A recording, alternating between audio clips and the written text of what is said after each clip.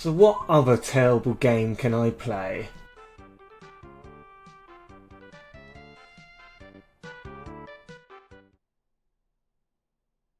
Alien is a well-known sci-fi / horror franchise which has left its mark in history. While some might argue on which ones are good and bad, everyone knows what Alien is. Which is why when it was announced in 2006 Alien Colonial Marines was going to be a canon game to the Alien lore, people got excited. Finally, another chapter to the Alien story. Except, I think they did everything in their power just to fuck it up. The majority of the controversy comes from its release, being developed by Gearbox Software, who are known for their Borderlands series and oh sorry, I had a bit of a cough then.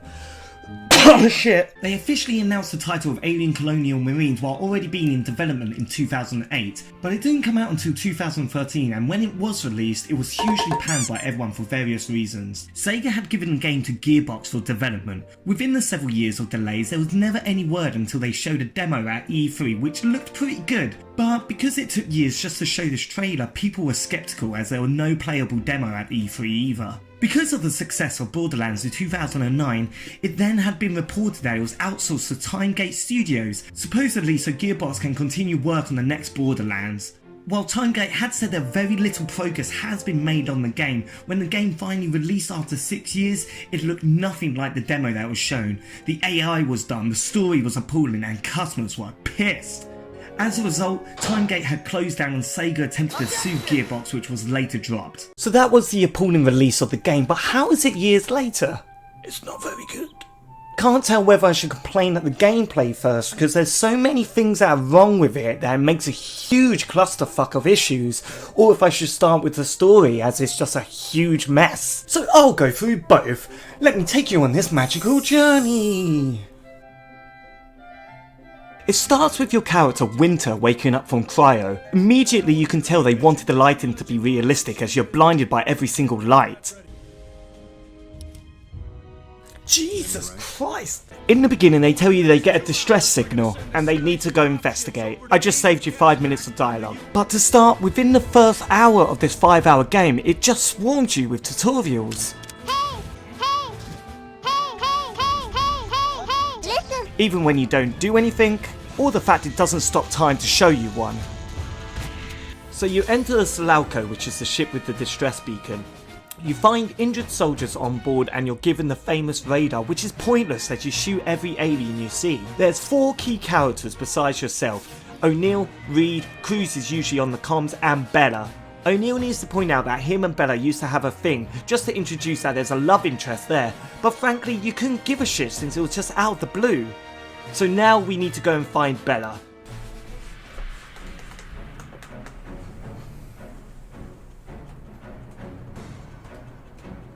So yeah, me and my girlfriend are having issues. Did you know you're pretty fucking ugly? I always found it odd controlling my character because I would always get randomly stuck on nothing throughout the game.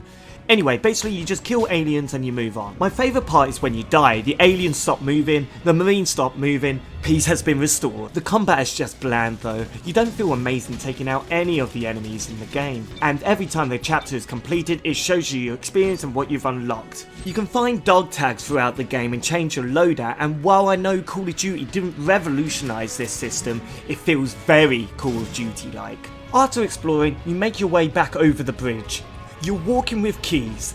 I haven't mentioned Keys because he's irrelevant, this is literally his only moment. So after a few paces, suddenly an alien explodes from his stomach. He doesn't know what to do, so he pulls out a grenade and boom, he fucks up the bridge. What an absolute tool. So you and O'Neill are now strictly on the Salauco and you will need to find a hangar for Reese to come in and land with the ship. At this point you've realised you pretty much played the whole game. You go from point A to point B, you defend someone and then you just repeat. Okay, close the door, close the door, close the door. Oh fuck, sure, okay. Other games can bring in different elements or actions or even change the tempo. While essentially being in the same thing, it brings in something new or something else to focus on, while in this game you're just doing the 2 same things. Shoot and defend and shoot. Another thing that sometimes bothers me is that you just get bombarded with dialogue. Over time there's so much dialogue, characters talk over each other. Let's get to operations and secure. We got over 100 trap heads to round up. There is so much, sometimes they cut themselves off just to fit in their next sentence. Winner, see if you can Alright, get your asses back over here. Anyway, back to the story. You find and open the hangar bay doors, aliens get sucked out and Reed lands in. But wait, this is where it gets goofy. You are suddenly attacked by mercenaries who have been hired by Wayland to cover up any involvement they may have, aka the bad guy from the movies. The ship you're on, the Salauco, has been hacked and is attacking the Sephora, so you need to find Bella and reach the control panel and stop it. The aliens have now been replaced with mercenaries and again it's unfulfilling to kill. The environments are the same, barely look any different, so it feels like you're doing the same thing again. In the meantime, you're hearing the same damn gun noises over and over again. It drones into your head. You wouldn't be able to sleep with these noises. The aiming is bananas as well. I am clearly aiming at this enemy and it lands right next to him. It goes both ways too. I miss and somehow it hits the enemy. I would not want this technology within my squad. Hell, sometimes the enemies just teleport to get away from your bullets. Of course you find Bella, but oh, what's that? A hugger next to her? I wonder what will happen. Again, you kill more mercenaries with pew pew gun powers, get to the control panel but it's too late and the ship is destroyed.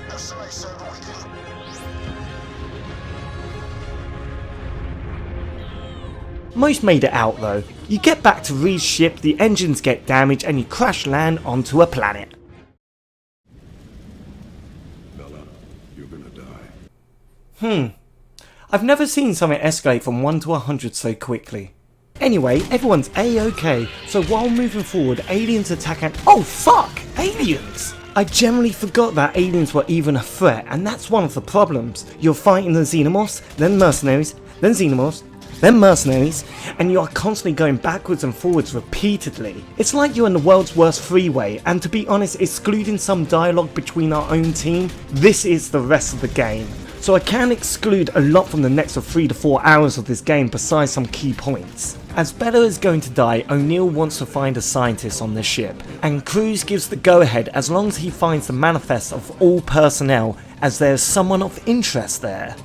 So you're given the famous smart gun which locks onto everything and destroys everything, probably the most exciting moment in this game.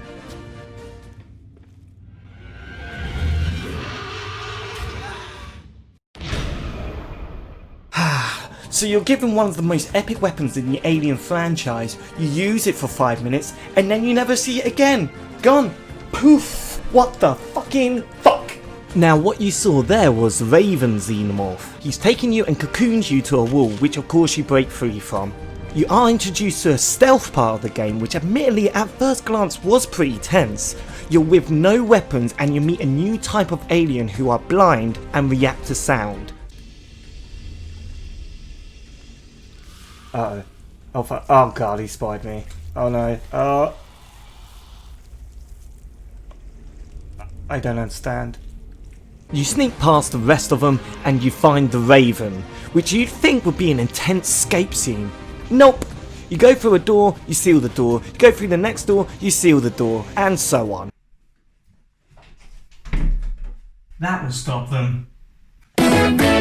While I'm picking up key points of the story, or whatever piece of story there is, the game gives me no reason to be immersed. From its barrel of glitches to its very poor delivery of gameplay, it doesn't make me care about the characters, nor does the story want me to care. For example, after escaping the Raven, you find O'Neill to try and locate Bella and Reed, who are missing. O'Neill is in a room and is meant to open a door. He decides he doesn't want to. After reloading the game, he decides he can be bothered now. You find Bella and Reed, but then you lose O'Neill, so you have to find him. After losing every character, it is all just so they can have an argument after you kill the Raven, which is the laziest in storytelling. So why should I care when I use Bella as a human meat shield? Why should I care when a single door literally takes 37 seconds to open? Stop wasting my time and maybe I'll be a little bit invested in the game. I've got that off my chest, let's get back to Aliens. Oh yeah, I forgot you guys can do that. Eventually, after what we call progression, you find the scientist who says there's nothing we can do for Bella. Who rotted Ash's spell?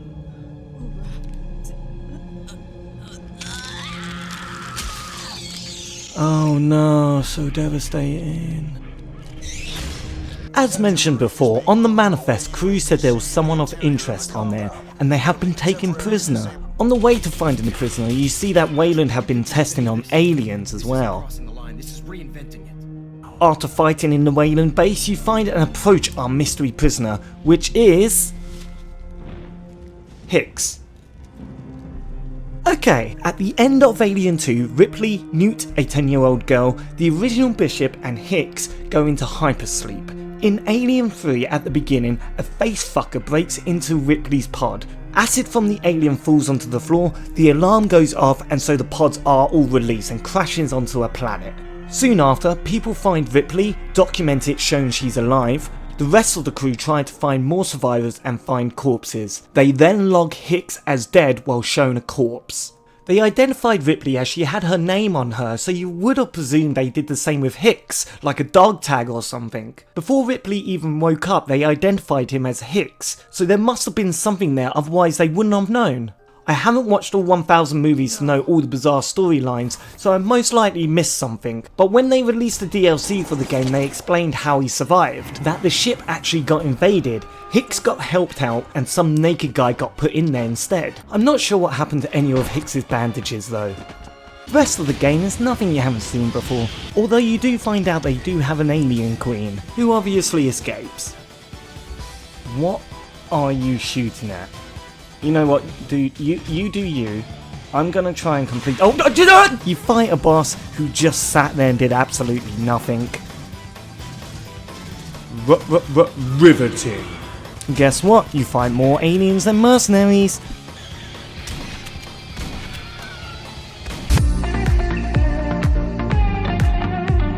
And then everyone jumps into a ship to escape. But wait, there's more. There's always more! To then crash into another ship. Crews get stuck and what a shocker, the Queen Alien makes an appearance in one of the worst final boss fights I've ever played. You need to just run around like a little bitch to line up the boss to shoot her off using some ship equipment. But not only is it just boring, the boss always randomly freezes and goes in different directions. It doesn't make sense. And after much difficulty, you finally line it up and shoot. The Queen is like, okay, that was annoying, and just gets back on. While still being stuck, Cruz does an emotional speech that no one gives a shit about, and then kamikazes off with the Queen Alien. The team goes further into the ship and finds Michael Wayland, the man in charge for all this mess. Emotional O'Neill is trying his hardest not to shoot for everything he's done, but everyone's like, whoa, no, don't do that, we need all the information he has. My favourite part is when O'Neill said he would shoot anyone that said Bella. Bishop then says Bella and he just throws a sulk.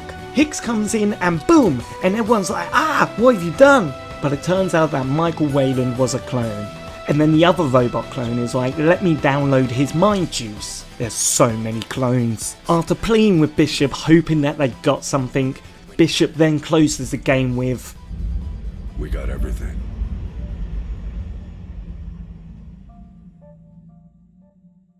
what, that's it? Wow, what a stupid way to make a story. Yeah, fuck you. And that's it. I don't understand the ending and I don't think I want to. When I played this through, I was just in robot mode with no emotion. I think I've summed this up in the first half of the game, but not at one point did it make me feel great for completing any part of it. But from its bombshell release, terrible animations and its inconsistency to be entertaining, it feels like this game drains you for playing it, which shouldn't happen in any game. But it does get you from start to end without any huge problems, which I never thought I'd say as a compliment, but it's playable at least. But it was interesting to see why it got the criticisms. It's not the worst game that I've played, so it puts itself currently third on the board. Well, that's all from me. I'll see you next time.